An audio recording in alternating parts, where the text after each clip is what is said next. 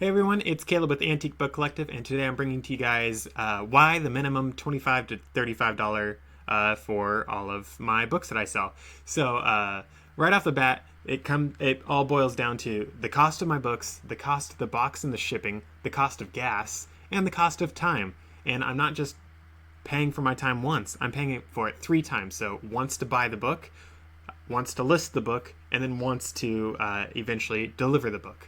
So those 4 things all bake down to roughly, I would say, about $8, $5 to $8 per book, really depending on how much I pay for the book and that sort of stuff.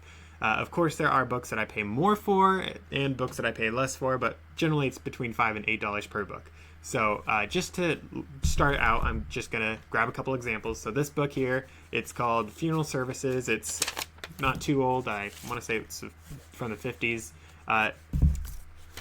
My mom grabbed it because she thought it looked cool, and honestly, I guess she must have read The Book Thief recently and wanted a Gravedigger handbook like the girl in the book. Sorry, a little joke there.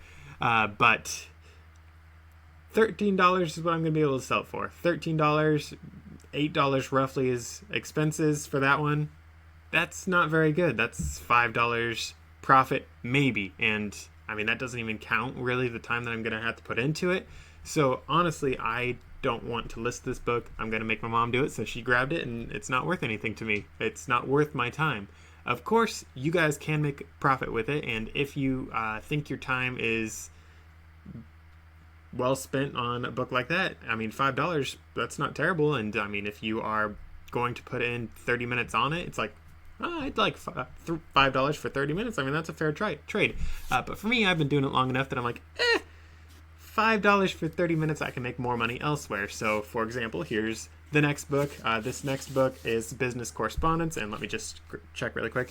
The year is 1896 on this book. I'm going to be selling it for roughly $30, and I'm just going to show it off a little bit to you guys. It's pretty cool. It's got a nice little luster on that leather cover, and I just really like the books from the 1800s, and they make me good money. They even have like cool little designs on the inside. It's pretty cool, and I mean, they're beautiful books, and I would say that the entire value of these usually comes down to just their age, and I normally find that books from the 1800s don't sell for anything less than $20. There are some exceptions, but generally I make at least $20. So I like to look for the books that are looking like they're from the 1800s. This book here, the $13 one, you can tell it's a newer book, and when you grab it, it's lighter, it feels cheap. The old books, you grab these things, and they're like, oh wow, that's a heavy book, and you can feel like it feels more valuable. I don't know why, but it feels more valuable just because it's heavier. It feels good. It doesn't feel like it's got plastics in it, all that sort of stuff. And obviously, you couldn't have plastic because they didn't have plastic in the 1800s. So again, that's $30 for this book as opposed to $13 for that one. Which one do you think I want to spend my time on listing, on doing all the work for? If I have the same amount of expenses for both books, which I do, I think I'm going to sell the $30 one, not the $13 one. I can make almost 3 times more money here. So that's what I sort of play with in my head. So if I have $8 expenses on that, that is $22 of profit minus my time. My time overall for that book is just like the other one, probably about a half hour. That's pretty good money. That's $44 an hour of payment for me. And I would say I'm very happy getting paid $44 an hour, which is pretty dandy. Something else, though, is I don't always follow the whole $25 to $35 rule. Why? Because sets. So sets of books, they're my deviation from the main rule, and I'm going to have a video on them later because it's just such a big part of my business is sets of books, and especially encyclopedia sets. I don't know why, but I've had a whole lot of luck selling encyclopedia sets. So the thing about encyclopedia sets and sets like this is you buy all of them. Sometimes you can buy them all for a cut rate. So I want to say I paid $4 for this, but I could have paid less. I could have paid like $2 because people normally try to sell books as sets when you're buying them from you. Sorry, when you're buying them from them, they want to do that. So they might be like, oh, you're going to take all the books? Oh yeah, half off right now, because they are afraid that they only have to sell 3 if you only take 1. So they want to like convince you to buy all the books all at once.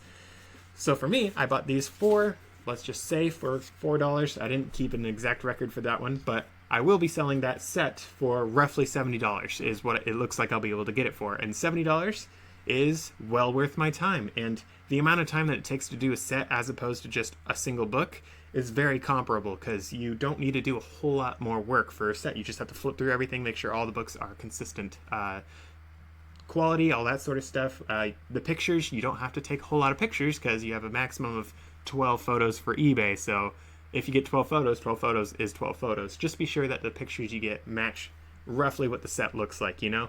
You don't want to have just like get the best pictures from the best book. You want to get, I'd personally shoot for the worst pictures of the, best pictures of the worst book, and be able to show off just how bad the worst book is, and then be like, here's the worst one. The other books are a lot better condition. Just wanted to show you what the worst possible thing is. Roughly that sort of thing.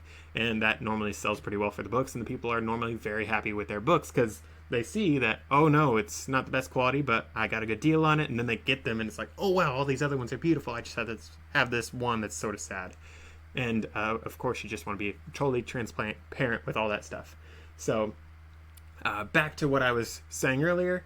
So this one, I paid $4 for all 4 books, so instead of just the normal $8 for the other ones, this one's going to be, let's just say, $11 total expense, and I'm going to sell it for $70. And quick math, 70 minus 11, that's 59. So $59 for about a half hour of work. That's some pretty good hourly wages. So that's just something I really like to play with when I'm running the numbers for my books, and that's why I chose the whole $25 to $35 minimum for every single listing, all the books that I sell. I like that minimum because it ensures that I'm still getting paid enough for my time. As I said earlier, that Gravedigger funeral handbook one, it's not worth my time because I know that I can make more money elsewhere, and it's really cool for that. Pro tip though, you can't be too stingy. So the reason why I have been to some sales and why a good amount of the books on my eBay store are actually less than the whole $25 to $35 range is because sometimes you do go to sales, and those sales do not have books that are as high of quality or as high of prices for reselling for you as you might hope. So you show up, you just paid, let's just say $20 for gas, $100 for gas if you drove really far. I don't go to many places where I spend that much for gas. The closest I think I've been for that is when I went all the way down to Reading and then all the way back up, which is roughly 16 hours driving for me. So it's a lot of time, it's a lot of driving, but I get a lot of money for it when I do that one. But you have to consider when you do those trips, sometimes you don't get all the same books as good of quality, all that sort of stuff. There's always a chance that you won't be able to make the same amount of money. So that's why I buy the books that don't make me as much money when I go to those places, because I don't want to just eat all those losses. I'm willing to accept $5 an hour for all the books that I sell if it still ensures that I can still make money on that trip, because I don't like admitting defeat. I don't like being like, that entire trip was a total loss. I'm so sad. I want to be able to look at it and be like, well, that wasn't great, but I didn't lose money. You know, that's sort of how I like to play with things. So you guys might not want to do the same thing as me. I'm just a little strong-headed, you know. So I hope that really helps you guys. I hope you guys understand why I do the whole 25 to 35 minimum, but it's not saying you guys have to. I know plenty of people making plenty of money selling their books for like 5 cents over what they can sell it for and make a profit. So they make 5 cents profit.